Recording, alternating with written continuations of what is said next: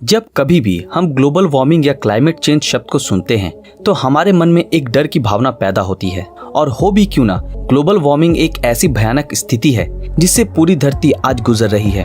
ऐसा नहीं कि सिर्फ हम इंसान ही इस ग्लोबल वार्मिंग से परेशान हैं, बल्कि धरती पर रह रहे हर छोटे बड़े जीव और पेड़ पौधे भी इसके चपेट में हैं। आज हमारी धरती जिस मुकाम पे है वहाँ से पीछे मुड़ना बहुत ही मुश्किल काम है। मार्च 2019 में जनरल असेंबली के एक्सपर्ट स्पीकर्स ने पूरी धरती को आगाह करते हुए ये कहा कि हमारे पास मात्र 11 साल का वक्त है इस आने वाले संकट को रोकने के लिए, जो क्लाइमेट चेंज और ग्लोबल वार्मिंग की वजह से होने वाले हैं। और अगर हम ऐसा करने में नाकामयाब होते हैं तो शायद हमें आने वाले समय में बहुत बड़ी मुसीबत का सामना करना पड़ेगा, जिसके लिए हम कतई तैयार नहीं हैं। 20वीं सदी के शुरुआत से ही पूरी धरती का समुद्री स्तर तेजी से बढ़ रहा है। क्लाइमेट साइंस के स्पेशल रिपोर्ट के मुताबिक साल 1900 से लेकर 2016 तक समुद्र में पानी का स्तर 6.3 इंच से लेकर 8.3 इंच तक बढ़ चुका है। नेशनल एकेडमी ऑफ साइंसेज के स्टडी के मुताबिक ये लगभग पूरी तरह इंसान द्वारा किया गया क्लाइमेट चेंज और ग्लोबल वार्मिंग के कारण हुआ है, जिसके चलते उत्तरी ध्रुव में मौजूद बर्फ पिघल रहे हैं। ग्लोबल वार्मिंग की वजह से बढ़ते तापमान के कारण हर साल उत्तरी ध्रुव के 17,000 स्क्वायर माइल क्षेत्र का बर्फ पिघलकर वो पानी धरती के समुद्र में मिलकर समुद्री स्तर बढ़ा रहा है। सिर्फ यही नहीं, वेस्ट अंटार्कटिक आइस शीट, जिसे WAIS के नाम से भी जाना जाता है,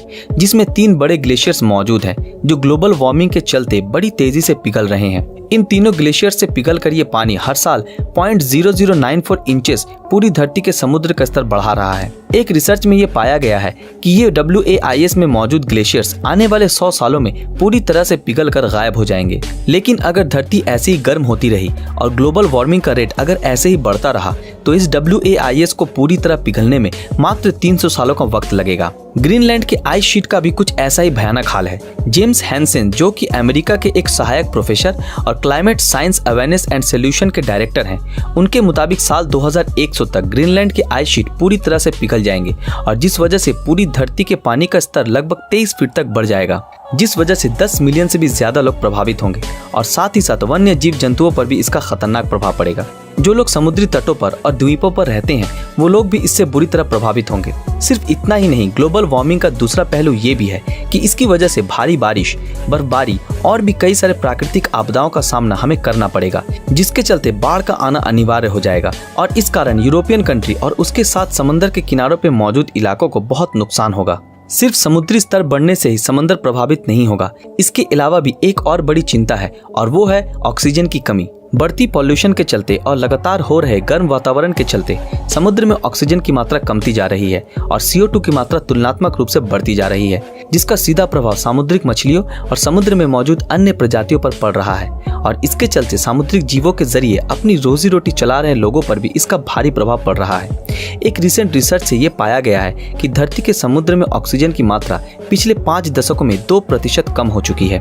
सामुद्रिक जीवों के लिए ऑक्सीजन की मात्रा सटीक होना बेहद जरूरी है। इसके चलते समंदर और भी गर्म होते जा रहे हैं, और जिसके चलते इन जीवों की मृत्यु हो रही है। आप जरा ये कल्पना कीजिए कि आप जिस घर पे रह रहे हैं वो दिन पर दिन गर्म होता ही जा रहा है और हवा भी आना बंद हो चुका है। तो जरा अंदाजा लगाइए कि ऐसी स्थिति में आपको कितनी तकलीफ होगी और आप तुरंत अपने घर से बाहर आने के लिए मरे जा रहे होंगे। कुछ ऐसा ही हाल समंदर के गर्म होने से उसमें रह रहे सामुद्रिक जीवों का भी हो रहा है, लेकिन बदकिस्मती से ये जीव इस गर्म पानी से बाहर नहीं आ सकते। तो जरा सोचिए उन पर क्या गुजरती होगी।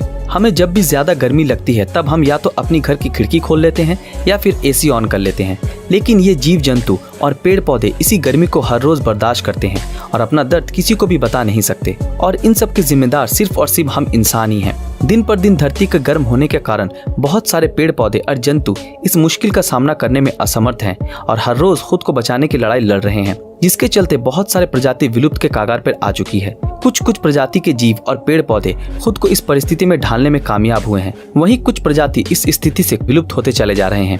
यूरोप में इसके काफी कड़े नतीजे देखने को मिले हैं, जिसमें से सबसे पहला है हजारों की तादाद में जीव जंतुओं की विलुप्ति, फसलों के उत्पादन में भारी कमी, समुद्री स्तर का बढ़ना और भारी मात्रा में जीव जंतुओं की विलुप्ति। ये तो बस शुरुआत है जिस ओर ये ग्लोबल वार्मिंग हमें ले जा रहा है। पता नहीं आने वाले वक्त में हमें और कितनी तबाही का सामना करना पड़ेगा। कुछ लोगों का ऐसा मानना है कि अभी भी धरती पर बर्फबारी होती है और कई जगहों पे काफी ठंड भी पड़ती है, और ये एक सबूत भी है कि ग्लोबल वार्मिंग अभी भी हमारी धरती को नुकसान नहीं पहुंचा रहा। लेकिन ये बिल्कुल भी गलत है। नेशनल ज्योग्राफिक द्वारा इस बात को बताया गया है कि उच्च तापमात्रा असल में ज्यादा बारिश और भारी मात्रा में बर्फबारी का कारण होता है। जरा सोचिए, जब कभी भी शाम के वक्त हमें बहुत गर्मी लगती है और वायुमंडल बहुत गर्म हो जाता है तो क्या होता है? जोरों की आंधी चलती है, बहुत जोरों से बारिश होती है और साथ ही बिजली का कड़कना सुनाई देता है। और इन सब का बस एक ही कारण है, गर्म मौसम। धरती के गर्म होने के पीछे सिर्फ कड़कती धूप का ही हाथ नहीं होता। इस ग्लोबल वार्मिंग के चलते धरती दिन पर दिन गर्म होती जा रही है और जिसके चलते भारी बारिश, भारी मात्रा में बर्फबारी और ऐसे एक्सट्रीम वेदर कंडीशन का सामना हमें करना पड़ रहा है। अगर हमने अभी इसके बारे में कोई कड़ा कदम नहीं उठाया तो वो दिन ज्यादा दूर नहीं जब हम इंसानी सभ्यता किसी बड़े आपदा के आमने सामने होंगे और हम इस तबाही से खुद को बचाने के काबिल भी नहीं होंगे। आइए हम सब मिलकर इस ग्लोबल वार्मिंग को रोकने की ओर अपना एक एक कदम बढ़ाएं और हमारे भविष्य को सुरक्षित और खुशहाल बनाने में एक दूसरे की मदद करें। दोस्तों, आज के लिए बस इतना ही।